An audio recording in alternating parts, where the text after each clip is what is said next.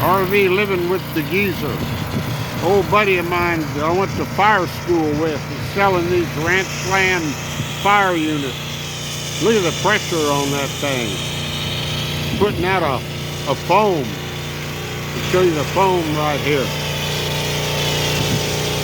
See that foam? It's got a really good mixture all calculated out. But it's really good. It just slides into that little, trying to talk over that motor, guys.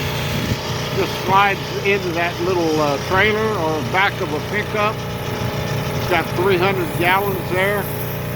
And yeah, I went to fire school with him in 1976. So he lives up here in the Grand Prairie area. We had lunch together. So I'm going to pause it for a second, and we'll come back and we'll do a little walk around of the trailer. Be right back. All right, guys, I'm back. And this is my buddy Skip Verona, Arthur Verona.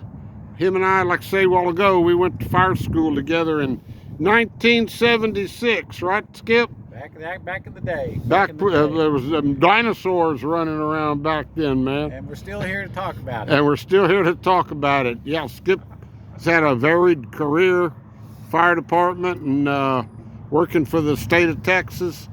And now he's got his own company going. How long have you had your company going? 20 years. 20 years. So he's a reputable guy. I'd almost vouch for him. But he's designed this ranch land fire control unit. Yeah, we have two models, ranch land fire control units for ranchers to protect their property, and also can be used in other aspects around the farm or ranch to wash down some of their farm equipment, their ATVs if they go out wood daubing in them. It's like a pressure washer. You're like 3,000 PSI. Yeah, this is a pressure washer on steroids is what it is. So it's got a combination of use. Yeah. What we have here is now the trailer's separate, but the tank is a 275 gallon water tank, tote tank. We're just going to round this off to 300 gallons for purposes of when we start to explain some of the outputs of this. But this is a 275 gallon tank. We have on the side here two hose reels right here. One is for your garden hose right here, and this is used to fill up the tank from your property. Unless you got a fire hydrant and got a fire hose, you can put in on the top up there. There's the big cap up there on the top. So we have that. It's held on here by these plastic hose rollers. On this side right here, we have a 25 feet high pressure, 3,000 PSI hose line. And back in the back here, we just have a regular pressure washer for that with multiple tips on it. Yep. That you can do spray down, like I say, your other equipment around your farm or ranch. Then in the back right here, we have a 100 feet high pressure hose line. It's connected to the pump, and it has a pressure nozzle right here for it. Pistol grip. So you can expand this out 100 feet if you need to. We have the foam tank right here. This holds 10 gallons of your foam solution. You can mix this up yourself by using the foam concentrate with the granular soap that we have. I won't give him. He's got your ingredients on the side, but y'all can't see that till you buy this. That's right. So that's top secret. But what he was telling me at lunch is it's very inexpensive to make your $1 per gallon. How much? $1 per gallon. $1 per gallon, and normally 5 gallons. I'm sorry, 10 cents a gallon. 10 cents a gallon. 10 cents a gallon. That's cheap, for folks. 10 gallons here. It makes 10 gallons of your solution, and it costs you $1. There you go. $1 to make 10 gallons of solution. Now that's going to be pre-mixed. And that goes 10 gallons of solution goes a long ways. If this is metered with this metering device here, with this tank and this metered down to a 3% solution here, you will last an hour and 10 minutes. I mean, 100 minutes. You told me, right? Which is over an hour and 45 minutes of firefighting time. There you go. This pump is a 3,000 PSI high pressure pump, putting out approximately 3 gallons a minute, and 3 gallons a minute. With 1 gallon here, you're putting out an output of 4 gallons per minute. With this 3 gallons a minute and a 300 gallons of tank, you have 100 minutes, which comes out to about an hour and 45 minutes of firefighting time. We have a spare gas tank here, so you don't have to come and fill up this thing if you're out in the middle of the field. You got your own gas. You have some spare oil here because these pumps are notorious. If they run low on air, they stop running. We have our inline induction system here for your foam. That's bringing your foam in, mixing it in with your water. Exactly, into the water. We don't let this go through our pump because it will corrode out your pumps after another and rot them out and rust them out, that type of stuff. So we have to be injected into your hose line. Otherwise, you're going to run into problems. Plus, if you just want to use this water application, like if you're going to wash down your equipment, you get fresh water out of here without having to inject your foam to it. This is a Class A foam solution. It's all biodegradable. It's non-toxic, environmentally friendly. There's no hazard to this and has no hazardous chemicals in it at all. So water runoff is not a problem with this. It's just a detergent type of foam solution with a few other chemicals in here to make it foam up and last on a fire. Coming out your tank right here, we got a tank valve here, and then this here hose is coming over to a little diaphragm pump right here, and then coming out right here into your line. What that does is it primes the water from your tank here into your pump. Because these type pump pressure pumps need pressure coming in for them to work. If you have this hooked to your home garden hose or something like that, you've got pressure already on it. But this has no pressure on it, except when the tank is full, you got a little bit of pressure. So to get the water into your pump, we have a little primer pump right there with the primer switch on it, right here. There's your primer right there. Coming off of the discharge of your pump, you've got a hose coming around to a manifold. The manifold has several discharges to it. One is your hose reel. It's coming out right here and then goes up into your hose reel. There's your hose reel. Then this line right here coming out to your hose line over here, which has your foam nozzle on it.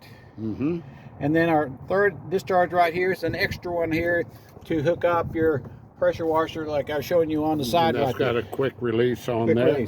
So you got 3 lines you can operate at any one time. This one here on the side, or the one coming up to your hose reel up here. This is 100 feet right here, so you can go pretty far with it into the brush if you need to get off. And here's his nozzle. Skip designed this nozzle. We were playing with it a while ago. It's really lightweight, real light. The Firebuster nozzle. Anybody could handle that thing. The Firebuster nozzle is a combination of a sprayer and then these attachments to it, which allows the foam coming from your foam tank into your valve here, which you can meter off the amount of foam coming into it, and then coming out your aspirating nozzle, which has air holes here. As the water comes out, it sucks in the air and makes it foam up. Okay. It's very lightweight, easy to handle, one person. Yeah, way better than the old days. Yeah, here's your foam right here where you sprayed, and it's got a same as a wetting agent. It'll really soak in, and we were talking earlier, you can just run along the fire line and instead of just regular water, just throw down this stuff, and you're going to eliminate a lot of flare-ups where you have to come back and hit them 2 or 3 times, or come back in the middle of the night. Yeah, get called back. Nothing worse than getting called back to a fire that you said you've already put out, right, Skip? Yeah, we have in the foam mixture over here, which is a granular mixture. It has 4 chemicals in there that are being used to make your foam, and also to keep it to adhere to the surface of a wood barn, wood fence, a house, or whatever. And it has a tackifier on it, and what the tackifier does, that it makes it stick. If you don't have water runoff like you would with the garden hose or something, if you're protecting your house or your ranch, it will stick to your wood, it'll stick to your fence, it'll keep the fence wet and moist, so that if you do have a fire coming up to your property, it will stop right there and not burn up your fence. Okay, gotcha. Well, Skip, have you got some information in case anybody's interested in one of these? How to get a hold of? Probably text me, and my email address is skip, SKIP 1722 @gmail.com. Okay. That's Skip, small letters, SKIP 1722 @gmail.com. Any of y'all that have ranches out there, I would say this would be a very nice addition to have. And very affordable. Very affordable, and it only costs you pennies on the dollar to fight a fire, compared to you know, if you went out and bought commercially grade firefighting foam, because this is just as effective, if not more effective, than those that you see. Yeah. With that high pressure nozzle there, like he was telling you earlier, it just makes that water go so much further. But yeah, I guess we'll wind it up. And yeah, Skip called me up here. We hadn't seen each other. Well, we had a reunion in 2016 down in San Antonio, and that's the last time I've seen him about 9 years. But before that, I hadn't seen him for 40 years. I still look as young as I did back then. I don't know about you, Calvin. Them firemen are full of you know what, right? You know.